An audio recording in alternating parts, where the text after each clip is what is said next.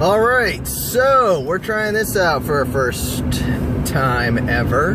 I don't know how this is gonna go, but I'm trying to make better use of my time. So, since I have to drive home every day, I thought maybe I could give a preview of what I'm thinking about the next days are going to be like, or what we did today, what we were able to accomplish, so that I can kind of process out loud. And I'll have an audience because I'll upload these suckers onto the YouTubes, and maybe it'll also make me more comfortable with recording myself, because as comfortable as I am talking in front of people, I really don't like making videos of myself at all, for a number of reasons. Number one is my double chin. Number two, my gray muzzle. Number three, my bald face. Number four, the extra poundage I've put on since this fall, which was not good. Yay, going on anti-anxiety and antidepressants. Not yay, how it made me crave carbs massively. So I'm working on that too. So anyway, where were we? Oh yeah, so today I'm driving home in a snowstorm. I'm keeping 2 eyes and 2 hands on the wheel, and I'm just talking out, and that's why I'm barely looking at the camera. Because we are headed home here on an early release as a result of 9 to 12 inches of snow supposed to land around these parts. So that's fun. But we still had a wicked productive day. Yes, we did. Let's see. English 9, we're working on 2 things right now. We're working on marketing. We're marketing our fidgets, our wickedfocus.com company, where we design and produce 3D printed fidgets to help people with stress and anxiety, and where we've decided to add attention disorders to our needs, the needs that we're meeting, or the user's concerns. So we are working on understanding marketing and what that is, and I've never taught marketing before, so I'm in new territory for me, which is fairly typical of me in a year to do something new that I've never done before. So our angle into this is that while we are marketing, we are also going to be developing our own brand identities, because if you can market yourself, then you can probably market a thing. And that's the kind of thinking behind that. Plus, I think having developed your own personal brand identity as a freshman in high school could end up being really helpful to you in the long run, in terms of a marketable skill, no pun intended. And so that's what I'm hoping happens there. So, developing brand identity for yourself, developing a marketing strategy for our fidgets, and the way we're going to develop our marketing strategy is by learning everything we can about anxiety and stress and attention disorders, and about our product that we've made, and trying to market to those folks who we see as our potential users, and also the folks who live and work with those people. So today we made some inroads on that. We watched some YouTube videos, not YouTube videos, well, they were on YouTube, but they were TED Talks. We found a good article from a couple years ago, from 2015, that just aggregated 15 good TED Talks on stress, anxiety, and there was another topic that was nestled in there, and I can't remember what it was. But students watched those and used our Notice, Wish, Wonder protocol to respond to them. We treat it like a literacy strategy. It's a design thinking feedback protocol that I use as a reading comprehension tool, and it works out pretty well for the most part. And yeah, so we use that, and I also at the same time showed them how to copy a link from YouTube to a timestamp, to an exact moment. Quick tutorial: if you don't know how to do it, you go to your YouTube video, You watch, you hit pause at the moment that you want to link to, then you hit share. When you look below and share, there'll be a little empty box, and next to the empty box it says click for time you want the video to start at, or something to that effect. When you click that, you'll see the URL just above that box change, because you'll see that the timestamp is actually part of your new URL, which is really neat. And it also means that you can just change that by like punching in different numbers, which is kind of a fun fact. Anyway, copy that link and then go over to your Google Doc, highlight where it says timestamp, then hit the little link icon up in the menu, paste that link into where it says URL, hit apply, and away you go. And that lets me go directly to the moment in the video that is being discussed. You could also amp it up another level by doing a screenshot of the moment in the video and putting that in, and that's all super important, because then I've got real evidence, and that's something that I'm looking for. I'm looking for like real authentic evidence of understanding, and that's what we'll get from that. So yay that. That's what we did in English 9. We also took a roots quiz, so not super exciting, but I was gonna have us do something else too. I usually like to do at least 3 things in a class period, because they're you know, longer periods. Today was a little shortened because of the snow day, but not by much really, so not really a good excuse for me not to get other stuff in there. But I just kind of calibrated, looked around the room and went, I think we need more time. I think we ought to make sure this is the best possible evidence. So making sure that stuff is really good, things are turned in, and not kind of letting it swing over into homework. Especially this week is so wonky. Everyone's schedules are out of whack. We were out yesterday with an ice day. We went home early on Tuesday, I think it was, with snow. We're out early today. We're going to be in school tomorrow. Now it sounded like next Monday's going to be bad. Anyway, so we did that in English 9.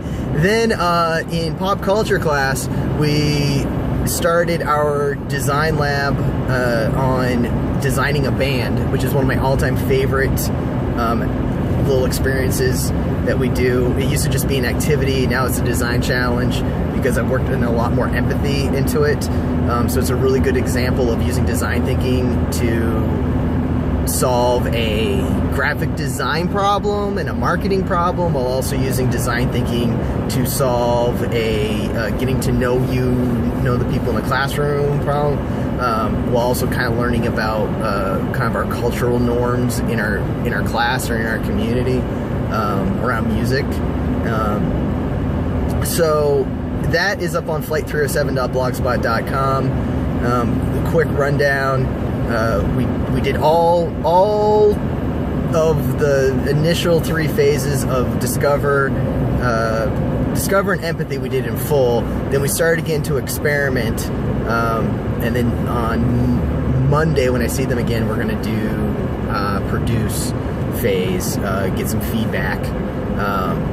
But basically it starts with collecting up the names of songs, the names of bands that we think are good band names, and artists' names that we think are just good, effective names. So you don't have to like it, just good, effective names. And also books and films and video games, just good titles, good names. I threw the link out on Twitter as well, so you can, if you want to, you can go on and contribute to that kind of discovery mode, where we're just kind of taking account of what we already know to be effective. And then we jumped from there, really short discovery mode. I've done it longer before, but this time I really wanted to focus more on the empathy piece. And so for empathy, they had to pair up, find a partner that you don't typically work with, and we did that piece. And I just am now really aware that I'm sometimes looking down at the screen, sometimes looking at the camera. So first one. I'll get better at this, I hope. So let's see here. Oh yeah, we did some empathy interviews where we found out role of music in each other's lives. That was actually the homework for last night, so tied in. You know, the homework they're supposed to come in with for today was to talk about the music in their lives and the role. So brains are already tuned to that. They find that out from your partner. Find out what music they enjoy. Find out when they enjoy listening to it, whether they're musical habits, kind of thing. There are 4 questions, and I'm just not remembering them word for word here right now. So we did that to get to know your user. That's who you're going to design for. Is you're going to design a band for that person. And then the next set of empathy was more like market research, like a really quick, fast, simulation of market research. So that was run around the room, talk to at least 3 people, find out which types of fonts they like, either serif or sans serif, and if there even are like specific fonts that people like, but just keeping it simple, serif or sans serif. Then colors, what are your favorite colors? What colors appeal to you? Color families or specific colors. And then the third thing was, do you prefer realistic imagery or abstract imagery, representational imagery? So you run around and that gives you your market research, because what you're doing is you're designing for your user specifically, because you want something that appeals to them in terms of the content and such, but you want to also appeal to a broader range of people that are going to happen upon your album cover or your little tile on iTunes or your little tile on Spotify, and you're going to be drawn to it and give it a listen just based on that visual. You know, because even though the era of the big vinyl album cover art is past us now, unless you're like an uber hipster and you really like getting your limited edition vinyl, and you have the money to spend on that, and you care the gram weight of a record, and I don't. I love music, but it's just I don't have time in my life for that. Not judging. So you do that, find out that information. So now you've done your market research. Now you go into the next step on my little blog. You can see this all there on flight307.blogspot.com. You can see the whole thing is right there. This I got from somebody years ago, and I wish I could attribute the name. It's totally a borrowed and tweaked and stolen thing that I got from somebody else. But you click you click for a random Wikipedia article, and whatever article pops up, you take the headline of that article on Wikipedia, and you can take all or some of that, and that's the name of your artist. Mine happened to be the name Bob Ferris was the name that popped up, and so the name of the band that I'm designing for my user is Ferris.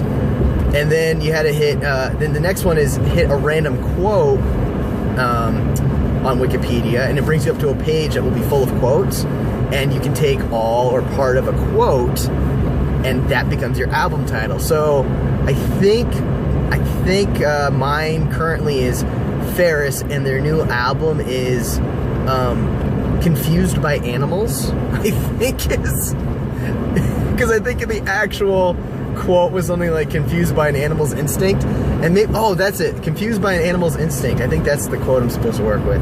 I can't remember for certain, or that might have just been one of the options. I liked it though. So that was part of a quote, Ferris. And then what I've got to do is either go on to Flickr and click 7 interesting uploads of the last 7 days, or go on to Unsplash, and this is kind of like an on your honors type of thing, and kind of randomly grab an image. So then you've got 3 random yet curated elements, and then you've got to synthesize them, put them together into some way that's intentional. And that's your band, that's their album cover. You got to design the album cover using your knowledge of your users' interest and your market's interest in font, color, and representational versus abstract. and then produce that as a band. You got to write about the band, you got to write their biography, explain where they're coming from, their whole background. The specifics are on there, and then they have to break down the intentions of their design, how everything in their design suits the needs of their user. And yeah, I'm pretty happy with it. I love that particular design. I've stopped the car, so that's why I'm looking at the camera and I have two hands. I'm home. So, yeah, I'm pretty happy with it. I'm going to be excited to see what they do. Usually we get into experimenting there in class and usually have time to kind of show them some graphic design things. So Monday when we have class again, it'll be a workshop of that work that they were going to do over the weekend. And we'll do some feedback loops, feedback work. This is their first real foray into design in this pop culture elective, because it's only a semester-long class and our semester kind of just started. So we did an unboxing thing in a paper, a manila folder challenge, which I'm not going to talk about now because that's going to make this video longer than it already is. And yeah, I'm pretty excited to see what this class comes up with. They're a good group. They're a relatively small class, and there's a lot of energy, and it should be good. So that's what happened today. I was going to talk about what I'm going to do tomorrow, but to be honest, I got to figure it out because we have had so little school this week. I don't know what we're going to do tomorrow yet, but I will in just a little bit.